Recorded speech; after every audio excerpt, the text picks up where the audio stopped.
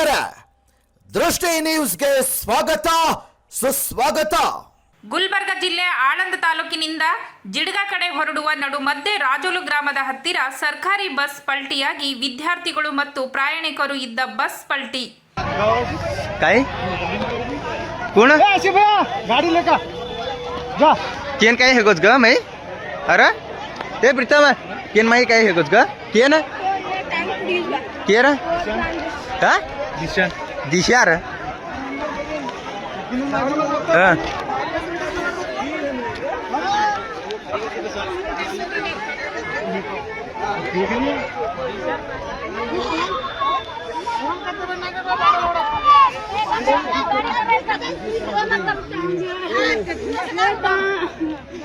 ಗಾಯಾಳುಗಳಿಗೆ ಆಳಂದ ಸರ್ಕಾರಿ ಆಸ್ಪತ್ರೆಗೆ ಚಿಕಿತ್ಸೆ ಸಲುವಾಗಿ ಕಳಿಸಲಾಯಿತು. ದಿನಾಂಕ 5/8/2026 ಸಾಯಂಕಾಲ 5:30ಕ್ಕೆ ನಿನ್ನೆ ಈ ಘಟನೆ ಆಗಿರುತ್ತದೆ. ಹೆಚ್ಚಿನ ಗಾಯಾಳುಗಳಿಗೆ ಗುಲ್ಬರ್ಗ ಜಿಲ್ಲೆ ಸರ್ಕಾರಿ ಆಸ್ಪತ್ರೆಗೆ ಚಿಕಿತ್ಸೆಗಾಗಿ ಕಳಿಸಲಾಗಿದೆ. ಮಾಡಿ ಸ್ಥಳದ ಮೇಲೆ ಇಲ್ಲ ಓಡೋಗ್ಯದ ಅದಕ್ಕೆ ಎಲ್ಲರಿಗೂ ಇಂಜೂರಿ ಆಗ್ಯದ. ಇದು DM ಫೋನ್ ಮಾಡಿದ್ರೆ DM ರೆಸ್ಪಾನ್ಸ್ ಮಾಡ್ತಾ ಇಲ್ಲ.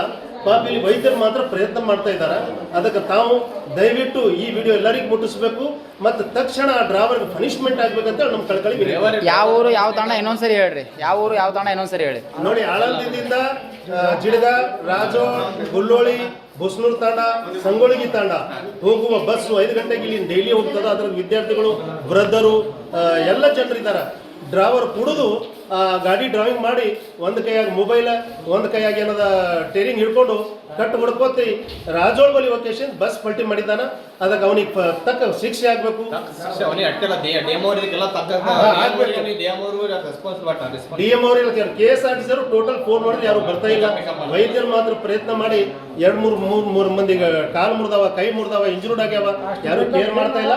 ಆ ಸ್ಟೂಡೆಂಟ್ಗಳಿಗೆ ಯಾರ್ಯಾರಿಗೆ ಆಕ್ಸಿಡೆಂಟ್ ಇದು ಆಗ್ಯದ, ಫ್ರಾಕ್ಚರ್ಗಳಾಗ್ಯಾವ, ಅವ್ರಿಗೆ ಸರ್ಕಾರದ ಪರಿಹಾರ ಸಿಗಬೇಕಂತ ನಾವು ಒತ್ತಾಯ ಮಾಡ್ತೀವಿ. ಅವ್ರು ಒಂದ್ ವೇಳೆ ಬರ್ಲಿಲ್ಲ ಅಂದ್ರೆ ನಾಳೆಯಿಂದ ನಾವು ತಾಲೂಕಿನಲ್ಲಿ ಉಗ್ರ ಹೋರಾಟ ಮಾಡ್ತೀವಿ ಅಂತ ಹೇಳಿ ನಾನು ವಿಜಯ್ ನಾಯಕ್ ಜೋಡೋ ಬಂಜಾರ ತಾಲೂಕು ಅಧ್ಯಕ್ಷರ ವತಿಯಿಂದ ಹೇಳ್ತಾ ಇದ್ದೀವಿ.